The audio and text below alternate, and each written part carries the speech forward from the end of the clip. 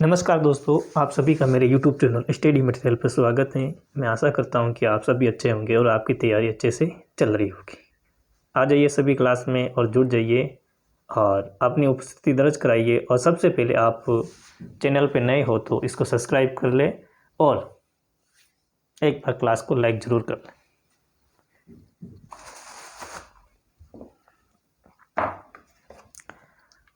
हम काव्य भाग में आगे बढ़ रहे थे और हमारा कारवां चल पड़ा था। हम कल केदारनाथ जी की जो कविता हैं उनके बारे में चर्चा की थी। बनारस, एक तो थी बनारस और बनारस के बारे में चर्चा की हमने। और हिमालय किधर है, उसके बाद हिमालय किधर है कौन सी कविता है, दिशा। दिशा और बनारस के बारे में हमने चर्चा की थी। आज हम चर्चा करेंगे, आज अपनी अगली जो कविता है उनके बारे में चर्चा करें। आ जाइए, नमस्कार, गुड इवनिंग, सभी का स्वागत है। जुड़ जाइए सभी क्लास में।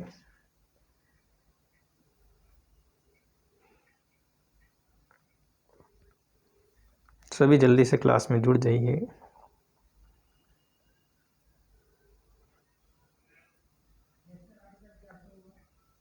आज जो हम पढ़ेंगे रघुवीर जी की जो कविता हैं उनकी कविताएं के बारे में चर्चा करेंगे। जल्दी से जुड़ जाओ क्लास में।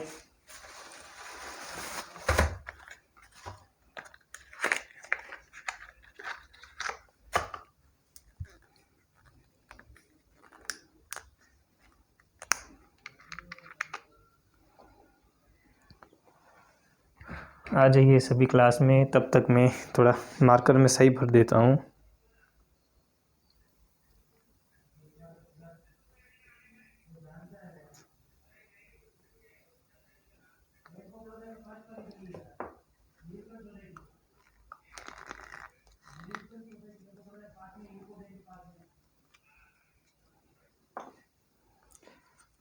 जल्दी से जुड़ जाइए।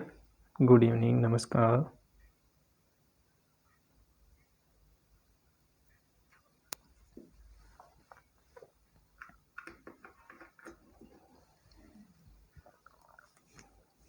एक बार क्लास को लाइक कर ले सभी।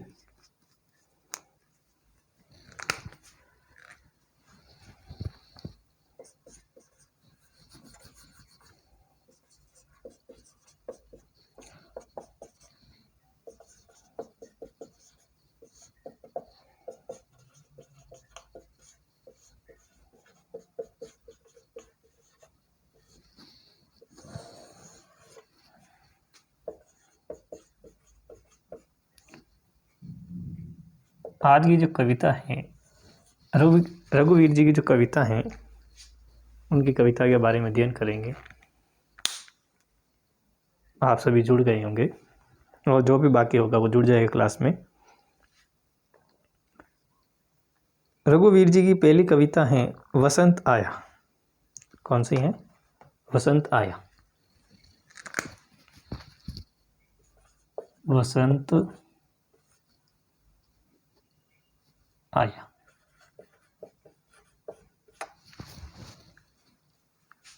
वसंत आया ये जो कविता है रघुवीर जी की, और इसके अलावा एक कविता और है तोड़ो। इन दोनों कविताओं का आज हम अध्ययन करेंगे और आप सभी इनके साथ में दोहराव करते जाएं ताकि आपको अच्छे से ध्यान में रहे।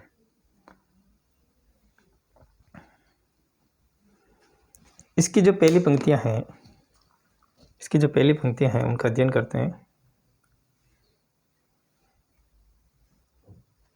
जैसे बहन दा कहती है, जैसे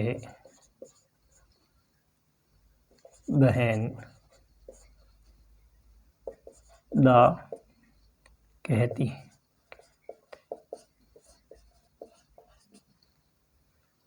यहाँ से चलेगी कविताएं और चलती चलती अंतिम पंक्तियां। जाना कि वसंत आया, जाना कि वसंत आया,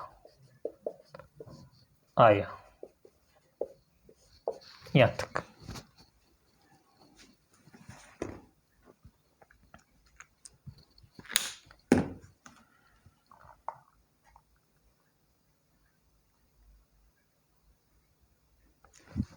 जैसे बेनदा कहती हैं, जैसे बेनदा कहती हैं, ऐसे किसी बंगले की किसी तरफ, ऐसे किसी बंगले के किसी तरफ पर कोई चिड़िया कूकी, चिड़िया कूकी, चलती सड़क के किनारे लाल बजरी पर चुरमुराए पाँव तले, चुरमुराए पाँव तले, ऊंचे तरुवर से गिरे, ऊंचे तरुवर से गिरे बड़े बड़े प्यारे पत्ते, बड़े बड़े प्यारे पत्ते। कोई 6 बजे, कोई सुबह 6 बजे जैसे गर्म पानी से नहाई हो।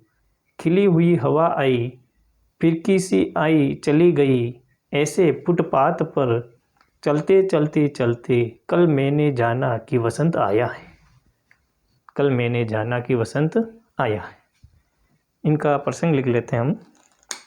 देखो इसमें कोई कठिन शब्द ज़्यादा नहीं है, इसलिए सीधा हम प्रसंग लिखेंगे। प्रसंग,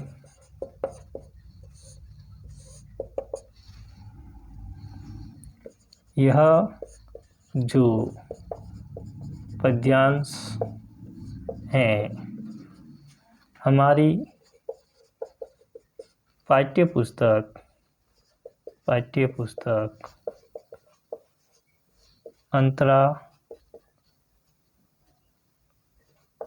अंतरा भाग 2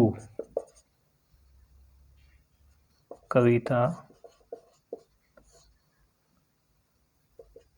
वसंत आया, आया से लिया गया है। इसके कवि, इसके कवि, इसके कवि कौन है? रघुवीर साय। कौन है इसके कवि? रघुवीर साय, रघुवीर साय हैं, रघुवीर साय जी हैं। फिर इसकी व्याख्या करते हैं हम, फिर इसकी व्याख्या करेंगे। व्याख्या,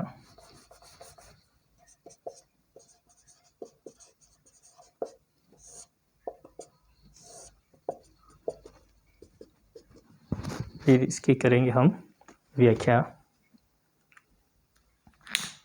रघुवीर जी कहते हैं, जैसे बहनदा कहती हैं, जैसे बहनदा कहती हैं, ऐसे किसी बंगले के किसी तरफ पर कोई, ऐसे किसी बंगले की किसी तरफ पे कोई चिड़िया कूकी, चलती सड़क के किनारे लाल बजरी पर चुरमुराए पाँव तले, ऊंचे तरुवर से गिरे, ऊंचे तरुवर से गिरे बड़े बड़े प्यारे पत्ते। कोई 6 बजे सुबह जैसे गर्म पानी से नहाई हो। खिली हुई हवा आई, फिरकी सी आई चली गई, ऐसे फुटपाथ पर चलते चलते कल मैंने जाना कि वसंत आया, कल मैंने जाना कि वसंत आया। इसमें रघुवीर जी कह रहे हैं कि सुबह की फुटपाथ, किस समय की फुटपाथ है? सुबह की फुटपाथ है। सुबह की फुटपाथ पे चलते हुए रास्ते में किसी बंगले के, अशोक जो पेड़ होता है ना, अशोक का पेड़ आपने देखा होगा कि ऊपर से तिकोना और नीचे से धीरे धीरे चौड़ा होता है। अशोक का जो पेड़ होता है, किसी चिड़िया के कूकने की आवाज़ सुनाई दी है। उस अशोक के पेड़ से किसी चिड़िया के कूकने की आवाज़ सुनाई दी है, और वह आवाज़ वैसे ही मधुर थी, सुबह सुबह की आवाज़ थी, बहुत ही मधुर और बहुत ही सुंदर थी। जैसे कवि की बहन ने, कवि कह रहा है, जैसे कवि की बहन उसे दा अर्थात भाई कहकर पुकार रही। जैसे कवि की जो बहन है, बड़े भाई को किस नाम से और जानते हैं? दा भी कहते हैं ना, दा, दासा, इस प्रकार से नाम लेते हैं।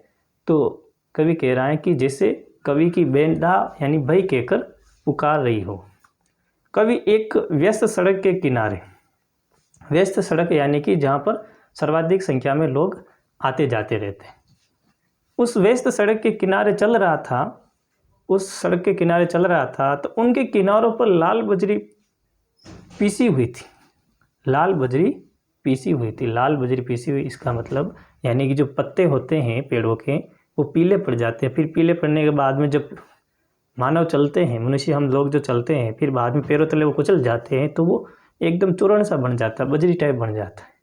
तो लाल बजरी बिछी हुई थी, उसको ऐसा लगा कि लाल बजरी बिछी हुई। उसके पैरों के नीचे पत्ते चरमराने की आवाज़ आ रही थी, और उसके पैरों के नीचे पत्ते चरमराने की आवाज़ आई। जब पत्ते पक जाते हैं, वसंत ऋतु में पेड़ से पत्ते गिरते हैं, तो जो पत्ते गिरते हैं तो वो सूखे हुए होते हैं, तो जैसे हम पैर रखते हैं तो उसमें चरमराने की आवाज़ आती है। तो कवि जब चल रहा है तो इसके पैरों के नीचे वो पत्ते आ रहे, तो पत्तों की चरमराने की आवाज़ आ रही। वे पत्ते की किसी ऊंची वृक्ष से गिरे थे। वे जो पत्ते थे कहीं ऊंचा वृक्ष था, बड़ा वृक्ष था, पेड़ था, उससे गिरे थे, और पीले वे बड़े बड़े थे। वह पत्ते कैसे थे? पीले कलर के थे और बड़े बड़े थे। सुबह के 6 बजे हवा में ऐसी ताजगी थी। सुबह की जो हवा होती है बसंत ऋतु की, आप देखना सुबह सुबह 6 बजे का मौसम बड़ा ही सुहाना होता है, और 12 बजे का देखना बड़ा ही गर्म रहता है।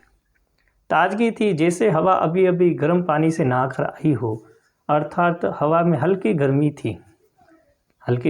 थी। यानी कि सुबह की जो हवा होती हैं, आप देखना बसंत ऋतु में 6 बजे सुबह हो जाती हैं, जब सुबह सुबह की हवा आती है तो सुहानी हवा होती है, थोड़ी थोड़ी गर्मी और थोड़ी ठंडी, इस प्रकार की हवा होती है। तो कवि कह रहा है कि हवा ऐसे हो जैसे गर्म पानी से हवा नहा के आई हो।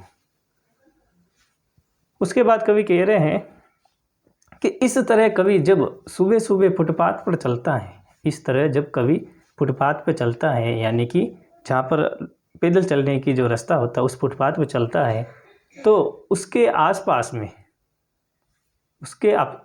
में उसने परिवर्तनों को महसूस किया है। जो परिवर्तन हुए हैं, जो ऋतु बदली हैं, इस ऋतु बदलाव का महसूस किया है, और उसे लगा है कि बसंत ऋतु आ गई है। आपने भी देखा होगा जब भी बसंत ऋतु आती है तो जो पतझड़ वाले जो पेड़ होते हैं उष्णकटिबंधीय क्षेत्र में, जो पेड़ क्या करते हैं कि वर्ष में एक मौसम में अपने पत्ते गिरा देते हैं, वो भी बसंत ऋतु के अंदर पत्ते गिरा देते, तो वो पत्ते पीले कलर के हो जाते, फिर नीचे गिरते सूखते हैं।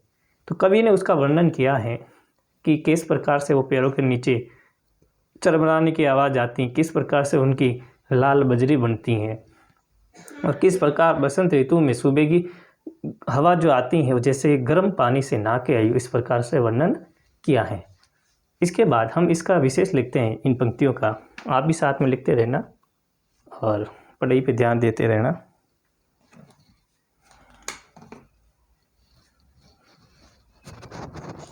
विशेष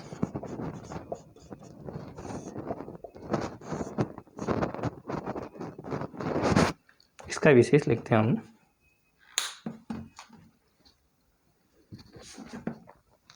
देखिए साथ में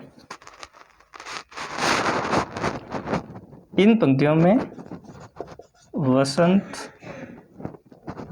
की सुबह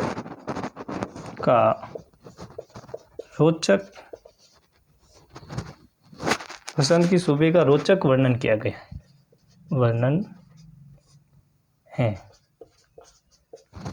यानी बसंत ऋतु जो आती है उसकी सुबह सुबह का वर्णन किया है कवि ने इसके अंदर। अगला लिखो,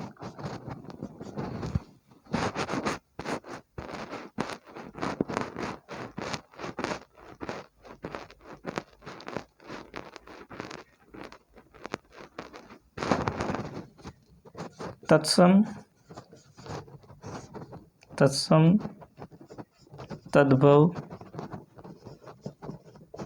तद्भव शब्दों युक्त खड़ी बोली।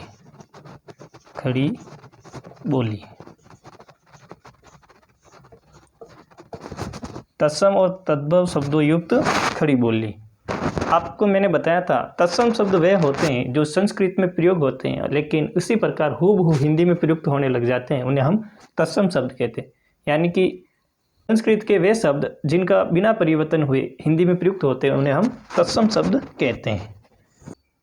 संस्कृत के वे शब्द जो हिंदी में प्रयुक्त होने पर उनका परिवर्तन हो जाता है उन्हें तद्भव कहते हैं, और हूबहू प्रयोग होने वाले शब्द तत्सम होते हैं। इसके बाद अगले लिखो,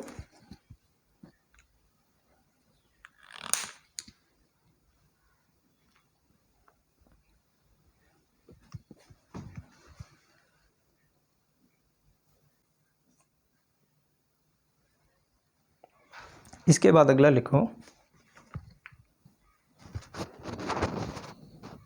यहाँ लिखते हैं ना,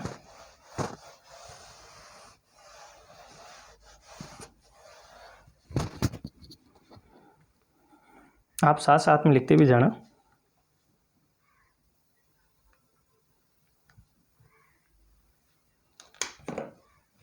अगला बिंदु लिखो इसमें, बड़े बड़े।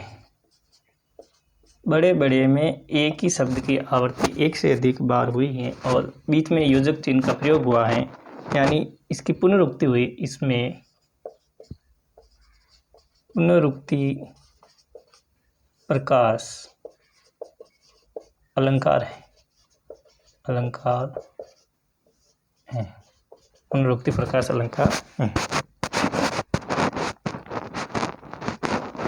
अगला लिखो, के किसी। के किसी, के किसी में, यहाँ पर एक ही वर्ण की आवृत्ति एक से अधिक बार हुई है। यहाँ पर कौन सा अलंकार है? अनुप्रास अलंकार, अनुप्रास अलंकार।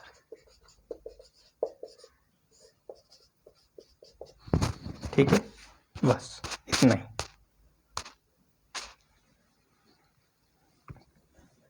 फिर अगली पंक्तियों की ओर बढ़ते हैं हम। हाँ, उतार लो इनको, साइड में हो जाता हूँ मैं।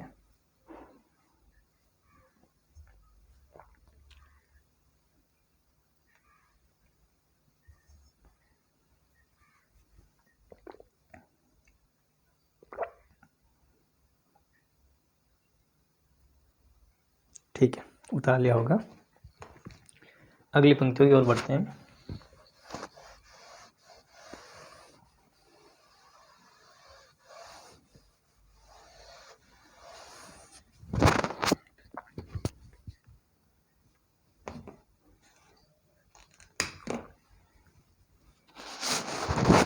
अगली पंक्तियां,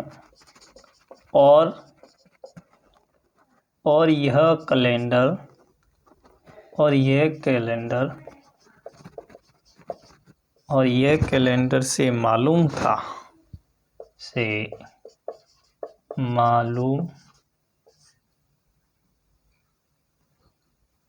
यहाँ से चलेगी गाड़ी, पंक्तियाँ चली, पंक्तियाँ चली चली चली चली चली यहाँ तक, और अंतिम पंक्ति है कि वसंत आया, कि वसंत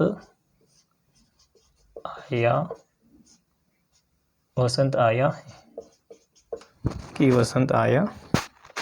बस इतना ही है ना, है कौन नहीं है, मैंने जोड़ दिया, नहीं जोड़ना है, कि वसंत आया, बस इतना ही।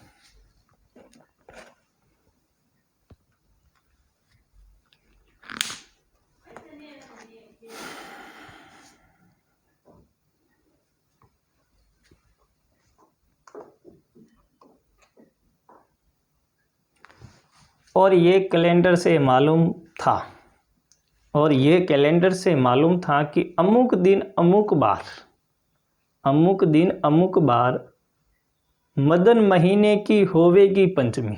किस महीने की? मदन महीने की होवेगी पंचमी। दफ्तर में तर में छुट्टी तो थी, यह था प्रमाण।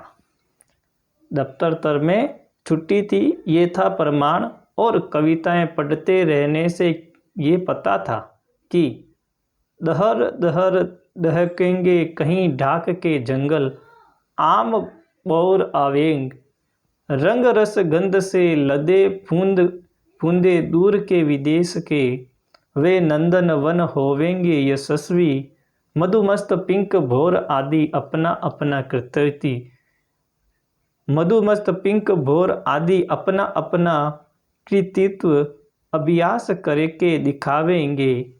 ये नहीं जानता था कि आज के नगण्य दिन जानूंगा, जैसे मैंने जाना कि वसंत आया है। क्या आया है? वसंत आया है। इसके पश्चात इसका जो प्रसंग है वो प्रसंग हम लिखेंगे कि यह जो पद्यांश है हमारी पाठ्य पुस्तक अंतरा भाग 2 कविता वसंत आया से लिया गया है। इसके कवि रघुवीर साय जी हैं। फिर इसकी करेंगे हम व्याख्या। कवि कह रहे हैं, और ये कैलेंडर से मालूम था अमुक दिन अमुक बार, मदन महीने की होवेगी पंचमी, दफ्तर तर में छुट्टी थी ये था प्रमाण। और कविता पढ़ते रहने से ये पता था कि देहरे देहरे देंगे कहीं ढाक के जंगल, आम बोर आवेंगे, रंग रस गंध से लदे फंदे दूर के विदेश के, वे नंदन वन होवेंगे यशस्वी, मधुमस्त पिक भोर आदि अपना अपना कृतित्व अभ्यास करके दिखावेंगे। ये नहीं जाना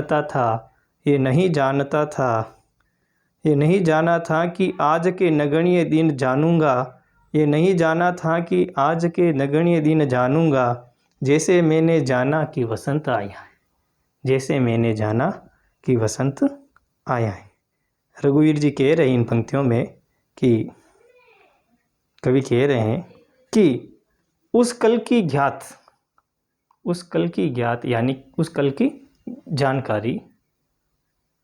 की जानकारी हुई है कि वसंत ऋतु आ गई।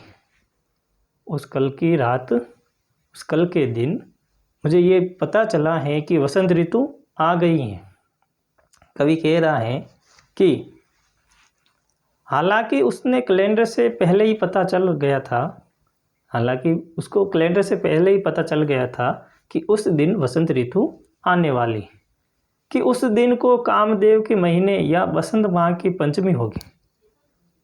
उस दिन कामदेव का महीना या बसंत माह का बसंत पंचमी होगी, और दफ्तर की छुट्टी से ये प्रमाणित हो गया कि आज बसंत पंचमी है। और जो कार्यालय जो होते हैं, आपके विद्यालय हैं, जितने भी सरकारी कार्यालय हैं, उनकी बसंत पंचमी की छुट्टी से ये प्रतीत हो गया उनको कि इस दिन बसंत पंचमी है। कवि कविता पढ़ने में रुचि रखता है और उसे कविता पढ़ने से ज्ञात था। कवि जो है उसको कविता पढ़ने में रुचि थी, तो उसने कविता पढ़ रखी थी, तो उन कविताओं से उन्हें याद था कि वसंत ऋतु कब आती है और किस प्रकार का वातावरण उस समय होता है। कि बसंत माह में ढाक के पेड़ों पर जंगल लाल लाल फूलों से धधक धधक कर दहकेंगे और कहीं आम की बोर आएंगी। कवि कह रहा है कि मुझे पता है, उसने कविता में पढ़ा है कि जब बसंत माह आएगा, जब बसंत ऋतु आएगी, तो उस समय ढाक के पेड़, ढाक यानी खाकरा, अपने स्थानीय भाषा में खाकरा कहते हैं, जो खाकरे के जो पेड़ हैं, ढाक के जो पेड़ हैं, उनके जंगल लाल लाल फूलों से, जो जंगल के अंदर जो ढाक के जो पेड़ है, खाकरे जो पेड़ है, उनके लाल लाल रंग के फूल आएंगे। आपने देखा होगा कि खाकरे के पेड़ के ऊपर बसंत ऋतु में लाल लाल रंग के फूल आते हैं, उन्हें हम केवला कहते हैं, और उनका रंग बनाया जाता है। लाल लाल फूलों से ददक ददक देखेंगे और कहीं वो दूर से देखेंगे तो ऐसा लगेगा कि जहाँ उस जंगल के अंदर आग लग रही हो, ऐसे धधकते हुए वो दिखेंगे लाल लाल रंग के केवले। और आम की बोर आएंगे, और आम जो होते हैं, आम के जो पेड़ होते हैं, उनके वो फूल आने प्रारंभ हो जाते हैं। आम के मोड़ आ जाते हैं, मोड़ ही कहते हैं ना स्थानीय भाषा में उसे। इस महीने में आनंद देने वाले वन रंग रस और गंध से लदे होंगे। और ये जो महीना है बसंत ऋतु का, इस महीने में जो आनंद देने वाले जो वन है, जंगल हैं, वो अलग अलग प्रकार के रंग, अलग अलग प्रकार के रस और अलग अलग प्रकार की गंध से लदे रहेंगे। फूलों का रस पीकर मस्त होने वाले कोयल, फूलों का रस पीकर मस्त होने वाली कोयल और भौरे, जो फूल जो होते हैं उस समय फूल खिलते हैं बसंत ऋतु में, उन फूलों का रस पीकर कोयल और भौरे, मधुमक्खियाँ और भौरे उस रस को पीकर मधुमस्त होती और अपने अपने कार्यों को दिखाएगी और अपने अपने कार्यों में लग जाती। जैसे ही बसंत ऋतु आती है, नए नए फूल खिलते हैं, उन फूलों के अंदर भौरे और कोयलें और मधुमक्खियाँ बिन बिनाती हुई अपने अपने कार्यों में लग जाती हैं। अर्थात वो मस्ती में झूमते हुए गाएंगे और मस्ती में झूमते हुए गाएंगे कि अंत में कवि कहता है कि बस कवि ने कहा कि ये नहीं सोचा था कि बसंत ऋतु आने की जानकारी आज के तुच्छ दिन की तरह होगी। कवि कहना चाहता है कि बसंत ऋतु की जो जानकारी है, आज का जो तुच्छ दिन है, आज जो हम इन कैलेंडरों से देखते हैं, ये दिन भी हमें देखना पड़ेगा कि कोई ऋतु आती है तो उसके लिए हमें पहले कैलेंडर देखना पड़ेगा। जब पहले बसंत ऋतु आती थी तो हम पेड़ों की पत्तियां गिरने से हम पता लगा देते थे कि बसंत ऋतु आने वाली है, लेकिन आज हम कैलेंडर में देख के फिर पता चलता है कि आज बसंत ऋतु है या कौन सा त्योहार है। इस प्रकार रघुवीर जी ने वर्णन किया है। फिर हम आगे बढ़ते हैं, इन पंक्तियों के जो विशेष हैं उनको नोट करते हैं।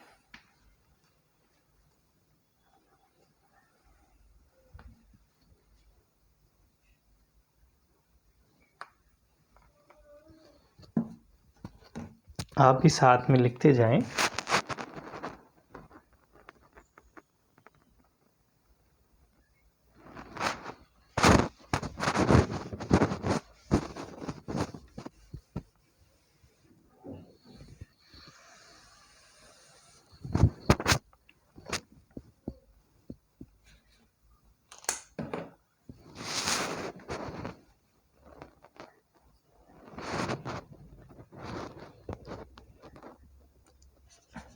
इसके अंदर आधुनिक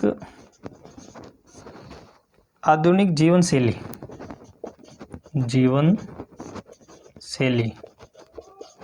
आधुनिक जो जीवन शैली है, आधुनिक जीवन शैली के एकांकीपन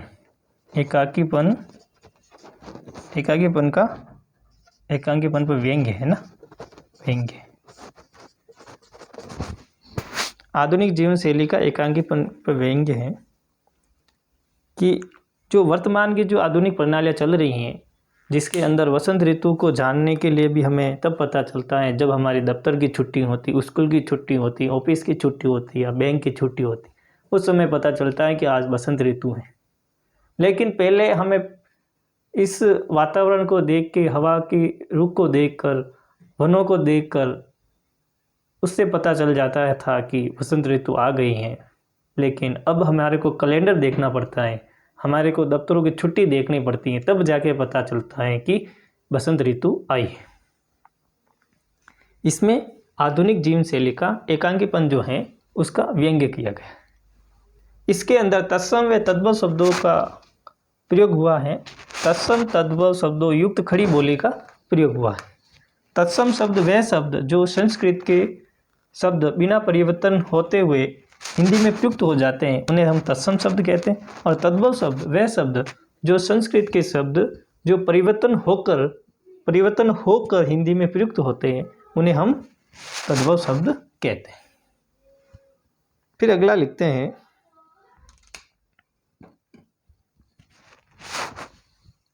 अगला लिखो, दहर दहर। दहर दहर, दहर दहर के अंदर दहर दहर और अपना अपना, दहर दहर अपना अपना, दहर दहर अपना अपना, इनमें एक ही शब्द की आवर्ती हुई है एक से अधिक बार, यानी कि एक ही शब्द योजक चिन्ह से जुड़ता हुआ 2 बार आवर्ती हुई है, तो यहाँ पर पुनरावृत्ति होने पर इसमें पुनरुक्ति प्रकाश अलंकार होगा। पुनरुक्ति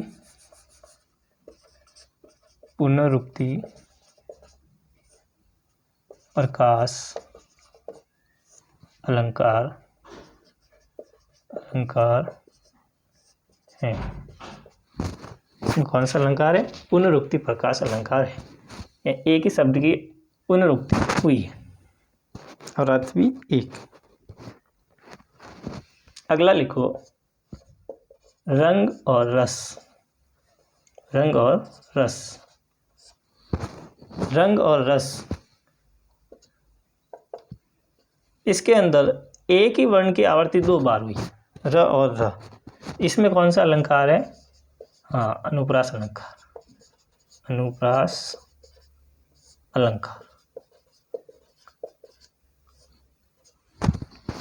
इसमें कौन सा अलंकार है? अनुप्रास अलंकार। ठीक, उतार लो। फिर हम इनकी जो अगली कविता है रघुवीर जी की, उसके बारे में चर्चा करते हैं।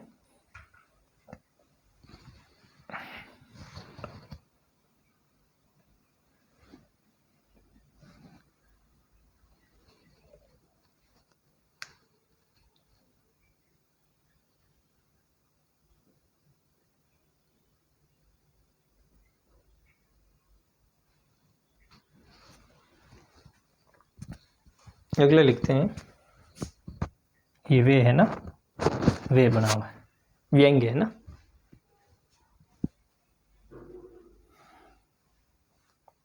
उतार लिया होगा। बढ़े आगे, जवाब दो। चलो ठीक है, ओके, आगे बढ़ते हैं हम। अगली कविता है रघुवीर जी की, तोड़ो।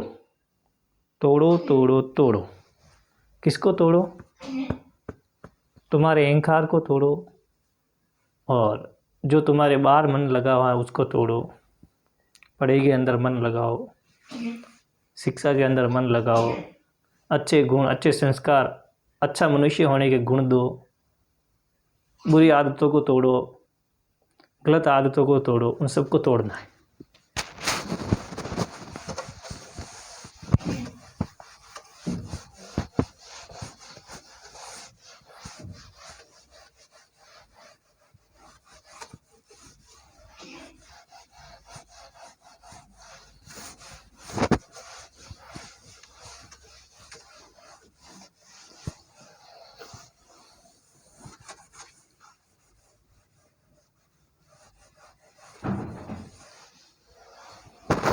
चलो,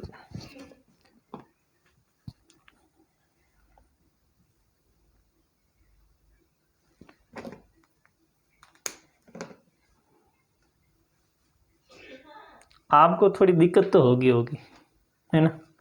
जितना आनंद ऑफलाइन पढ़ने में आता है ना, कक्षा में मैं आपके सामने पढ़ा रहा हूँ और आप मेरे सामने बैठे हो, उसमें आनंद ज़्यादा आता है। ऑनलाइन में नहीं आता। कारण कि मैं इस कैमरे को देखता रहता हूँ, आप नहीं दिखते हो इसमें। आप सभी मेरे को देख सकते हो, लेकिन मैं आपको नहीं देख सकता। सिर्फ इस कैमरे से देखते हुए इस कैमरे से बातें करता हूँ, जो भी बातें होती इस कैमरे से शेयर करता हूँ। और ये जो कैमरा है फिर इस डिवाइस के माध्यम से, यूट्यूब के माध्यम से आप तक शेयर करता है और आप देखते हो।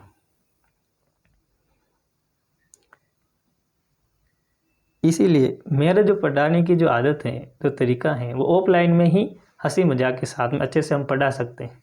लेकिन ये क्या सोशल मीडिया है, कभी हम हंसी मजाक कर ले, कोई अति हो जाए तो फिर बाद में कुछ पाबंदियां भी रहती है सरकार की। इसीलिए हम इनमें बंधे हुए रहते हैं।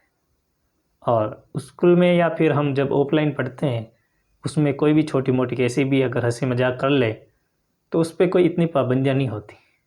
लेकिन ये सारी चीज़ें रिकॉर्ड होती हैं और इसमें सैकड़ों जने देखते हैं। इसलिए चलो अगली कविता की ओर बढ़ते हैं, रघुवीर जी की, तोड़ो। तोड़ो, आ जाओ तोड़ो। रघुवीर जी की अगली जो कविता है तोड़ो। तोड़ो तोड़ो तोड़ो। रघुवीर जी कह रहे हैं, तोड़ो तोड़ो तोड़ो ये पत्थर चट्टाने, ये झूठे बंधन टूटे, जो धरती को हम जाने। सुनते हैं मिट्टी में रस है, जिसकी उगती दूब है। अपने मन के मैदानों पर व्यापी कैसी ऊब है, अपने मन के मैदानों पर व्यापी कैसी ऊब है। आधे आधे गाने, तोड़ो तोड़ो तोड़ो। ये उस बंजर तोड़ो, ये चरती पड़ती तोड़ो, सब खेत बनाकर छोड़ो। मिट्टी में रस होगा ही जब वह पोसेगी बीज को। हम इसको क्या कर डालें कि इसे अपने मन की खीज को गोड़ो गोड़ो गोड़ो। फिर इसका एक बार दोहराव करते हैं। तोड़ो तोड़ो तोड़ो ये पत्थर ये चट्टाने तोड़ो, ये झूठे बंधन टूटे, जो धरती को हम जाने। सुनते मिट्टी में रस है, जिसकी उगती दूब है। अपने मन में मैदानों पर व्यापी कैसी ऊब है। आधे आधे गाने, तोड़ो तोड़ो तोड़ो। ये उसर बंजर तोड़ो, ये चरती बढ़ती तोड़ो, सब खेत बनाकर छोड़ो। मिट्टी में रस होगा ही जब वे पोसेगी बीज को। हम इसको क्या करें, डाले उसे अपने मन की खीज को, गोड़ो गोड़ो गोड़ो। इस प्रकार रघुवीर जी ने अपनी कविता को बहुत ही सुंदर और अच्छे तरीके से लिखा है। इसका जो प्रसंग है वो प्रसंग लिख लेते हैं हम, आप भी साथ में लिखते रहना। और ये बहुत ही शानदार और सरल कविता है ना। जब इनके शब्द आप पढ़ोगे तो आपको अर्थ पता चल जाएगा, लेकिन मैं जो समझाऊंगा उसमें और भी आसानी हो जाएगी। तो लिखो मेरे साथ प्रसंग।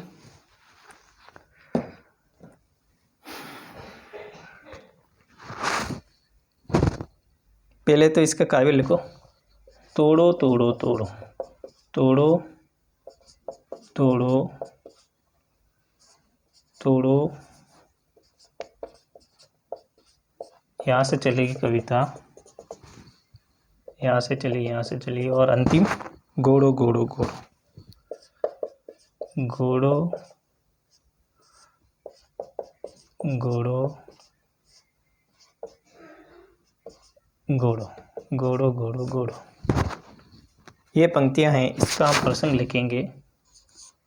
प्रसंग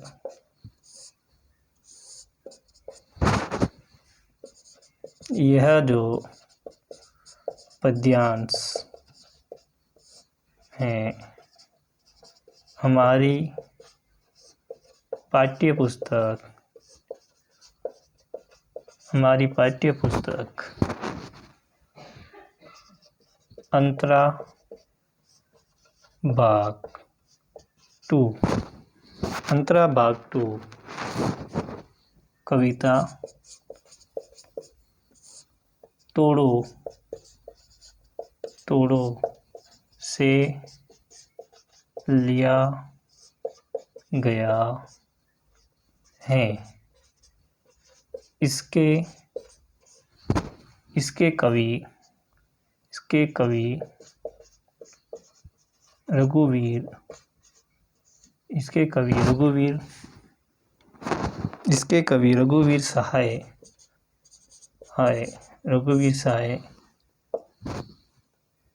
सहाय जी हैं।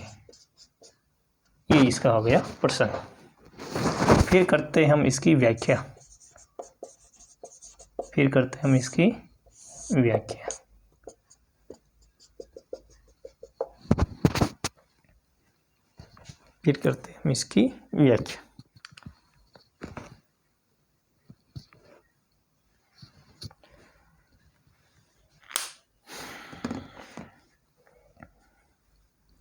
कवि रघुवीर जी कह रहे हैं कि तोड़ो, किस को तोड़ो, कि तोड़ो तोड़ो तोड़ो ये पत्थर ये चट्टाने, ये झूठे बंधन टूटे, जो धरती को हम जाने। सुनते हैं मिट्टी में रस हैं, जिससे उगती दूब हैं, अपने मन के मैदानों पर व्यापी कैसी ऊब हैं, आधे आधे गाने तोड़ो तोड़ो तोड़ो, ये उसर बंजर तोड़ो, ये चढ़ती पड़ती तोड़ो, ये खेत बनाकर छोड़ो।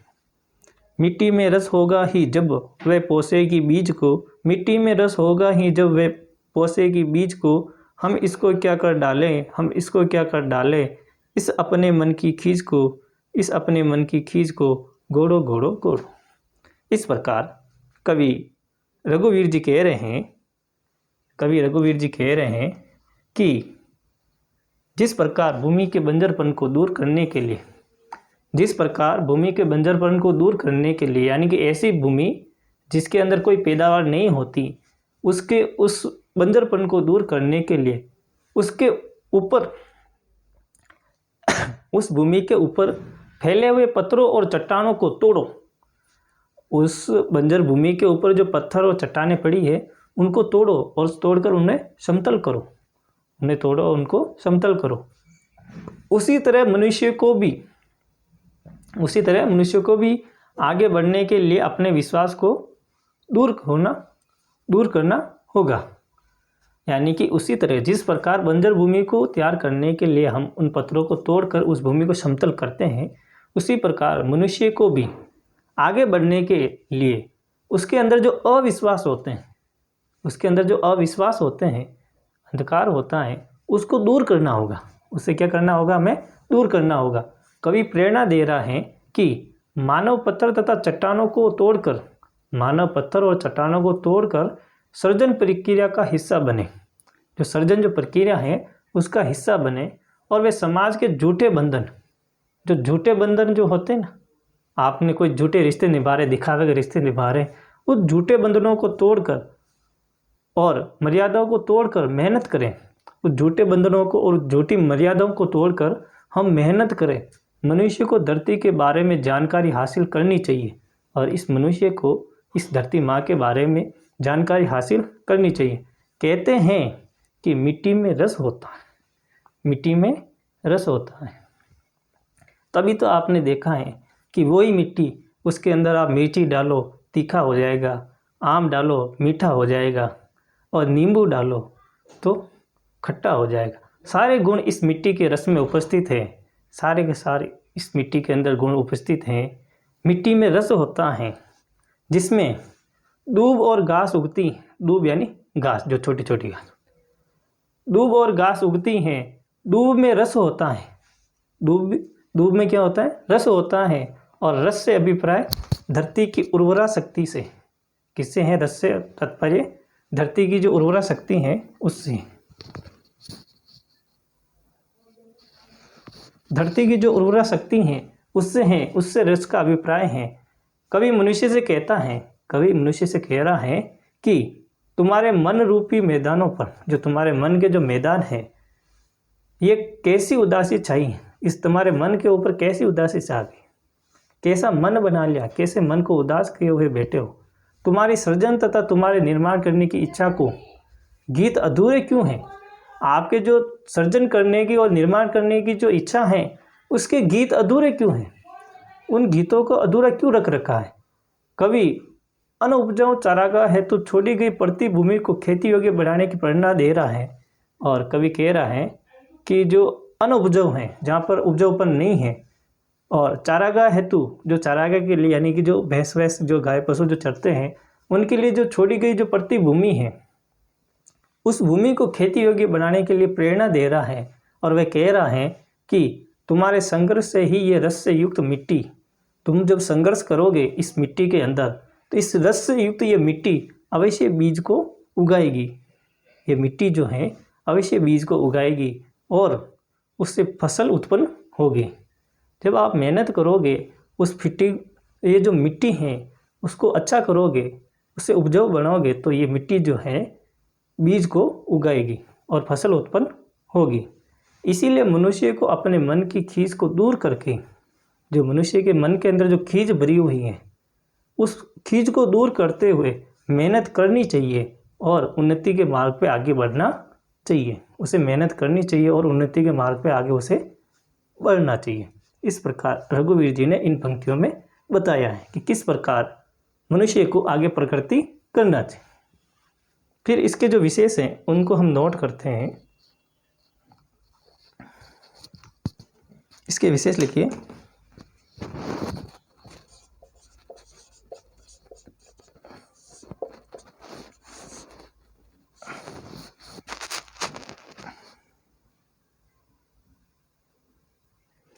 इन पंक्तियों के अंदर मानव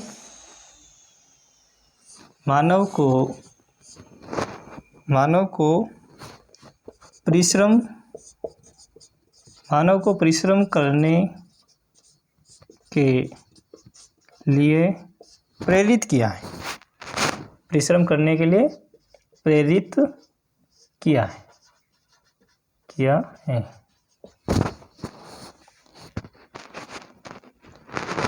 अगला लिखो,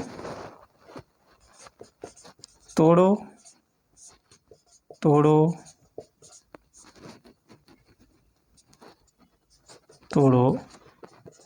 इन पंक्तियों के अंदर शब्दों की पुनरुक्ति हुई है और घोड़ो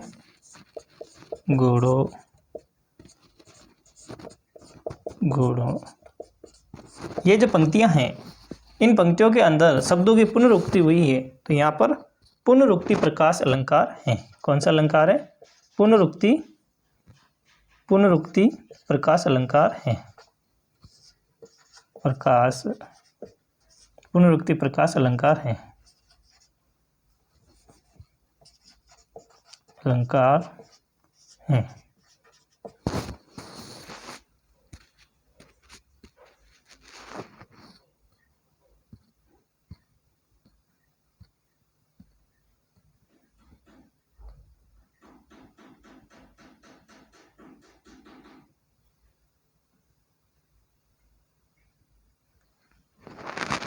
अगला लिखो,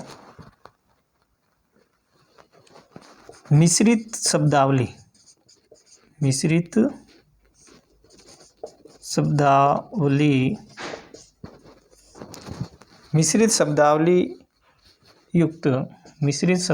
युक्त खड़ी बोली का प्रयोग। खड़ी बोली का प्रयोग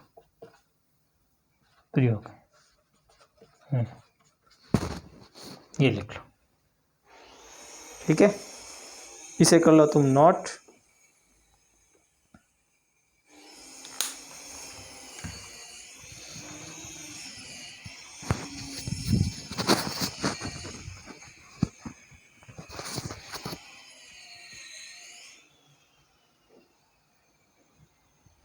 नोट कर लिया होगा।